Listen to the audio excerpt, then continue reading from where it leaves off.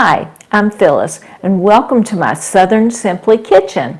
Today we are sheltering in place right here at home, and we're just having a good time together, my hubby and I. And so this week we have been busy. My hubby went out to the strawberry farm and came home with 3 gallons of strawberries, fresh picked strawberries. So took 2 gallons and I spent a whole day making strawberry jam. Every jar that I have is full of strawberry jam right now. And then I have some strawberries left over, and so I have made up a recipe for strawberry crisp. This was inspired by strawberry rhubarb pie, which I dearly love and used to get when we lived in Missouri. But we don't grow rhubarb here in North Carolina in our part of the country, nor did I grow up eating it. So I'm sure if my mom had tried strawberry rhubarb pie, she probably would have came up with this recipe. But I'm just using a lot of pantry ingredients along with my fresh strawberries. So to get us started, I have weighed out 2 pounds and 4 ounces of strawberries, because you're going to cut the tops off of them. You're going to have some that'll have you may have a bruised berry that you need to throw half of it away or something. So just to make sure I have plenty, I had just a little over 2 pounds of strawberries, which I washed. I cut the caps off, or the top, the little leafy part. Then I cut the strawberries up, and to the smallest berry that I have, each berry needs to be cut in half, and then all the rest of your berries need to be cut up about that same size so that they'll all cook about the same. So I got my berries ready. I have them cut up, and so that's where I am now. So I am ready to put the stuff in to prepare my berries. And so the first thing I've done, you have to select a pan, and you can bake this in an 8x8 pan. You can do a 9-inch deep dish pie pan, or I'm going to bake mine in my mom's cast iron skillet today. Just trying something in the oven, or trying something in the cast iron. So we're going to be making this crisp. And so to get ready, you need 3 tablespoons of sugar. We're going to need 2 tablespoons of fresh lemon juice, or I guess if you don't have fresh lemon juice, you could even use lime juice, or you could use, if you had some fresh lemon juice in your freezer or in a bottle. And we're going to need a heaping tablespoon of cornstarch, and we're going to need just a little sprinkle of kosher salt. So while you get your ingredients together, I'll get mine together, and we'll be back and get this thing started.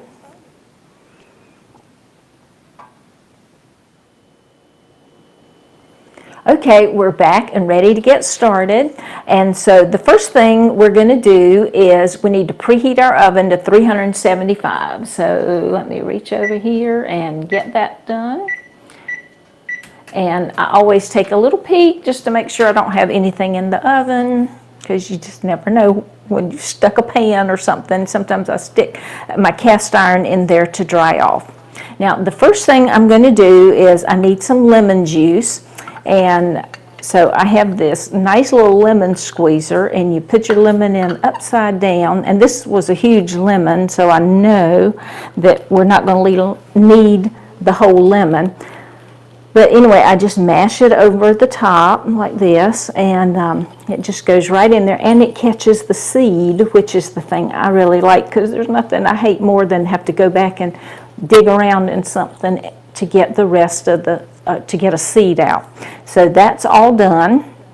And so we'll stick this over here in the sink, and we're just going to let that hang out just a little while. The lemon juice on nothing but our 2 pounds of berries. And so to go with our berries, this is 3 tablespoons of sugar. So 3 tablespoons of sugar, and then we're going to need, and when I say a heaping tablespoon, you put your tablespoon in there and you just get a big heaping tablespoon.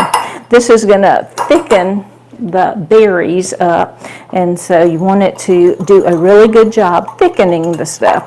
So give it a little whisk, and then you need just a little bit of salt, because you've got that sugar on there. And so I just have a tiny little bit there.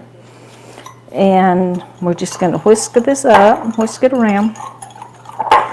And then you see I've got the berries and all mixed together, and then I'm just going to pour this right on top of the berries and just sprinkle it there. Doesn't have to have every berry covered, but you want a lot. So anyway, we're going to just do that. And now give them a toss.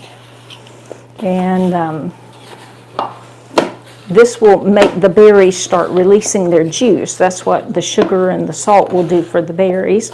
And so get that kind of mixed up there.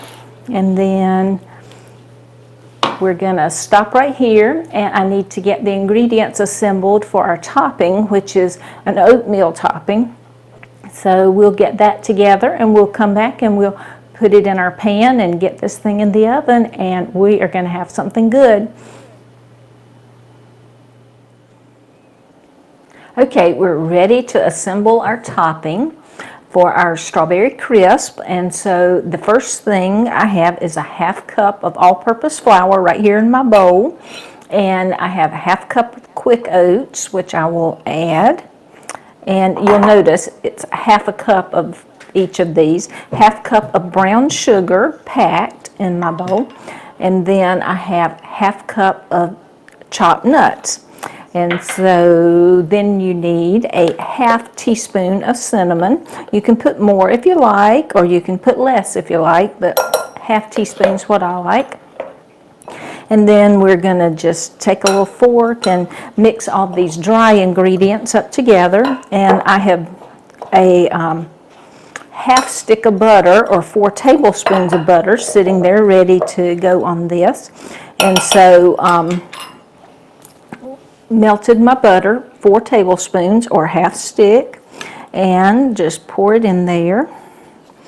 And then we're just going to mix this up and just give it a good stir till you don't see any dry ingredients left.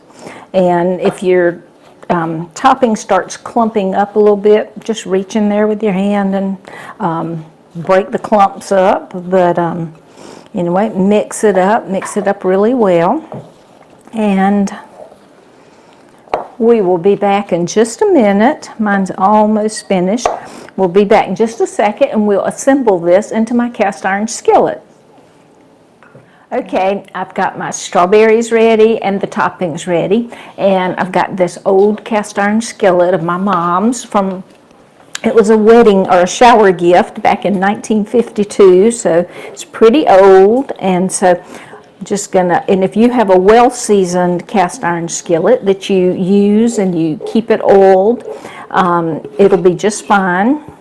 If you're using a glass dish, just remember you'll probably need to spray it with some cooking spray, or put some butter in it or something.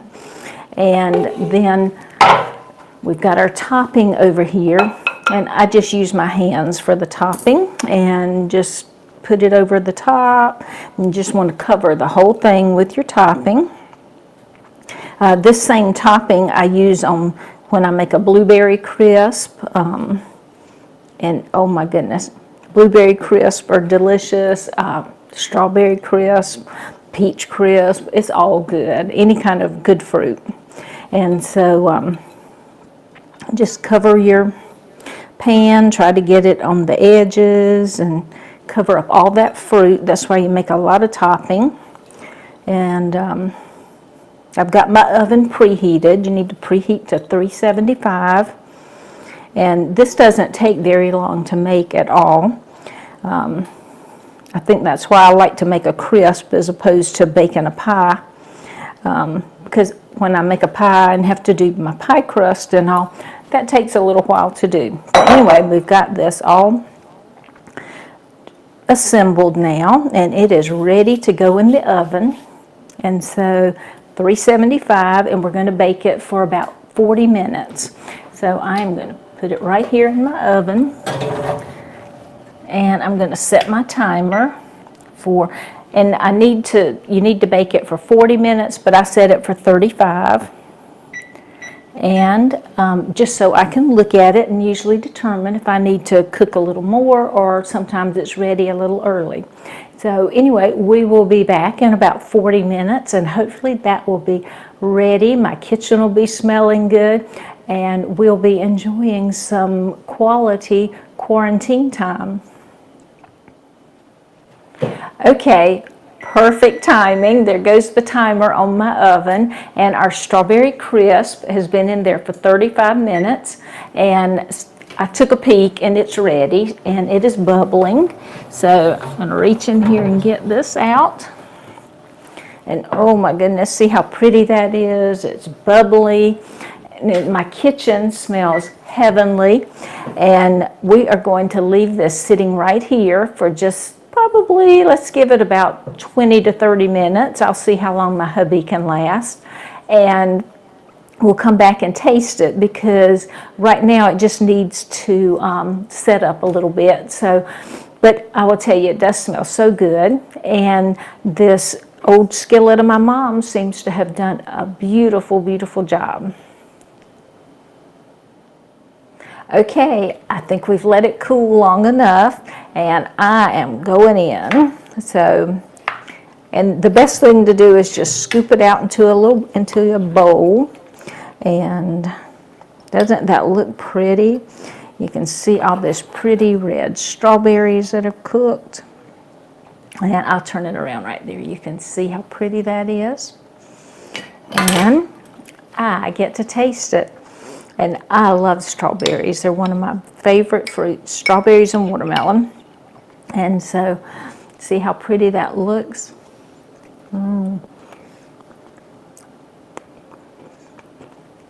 Oh, that is so good. You will love it. The strawberries are sweet and tart. You've got that little bit of lemon in there, and then you've got your crumbly top on the top with that little bit of cinnamon for warmth. And this is going to be a comfort food at your house, just like it is going to be at my house. So hope you will enjoy your strawberry crisp, and happy eating.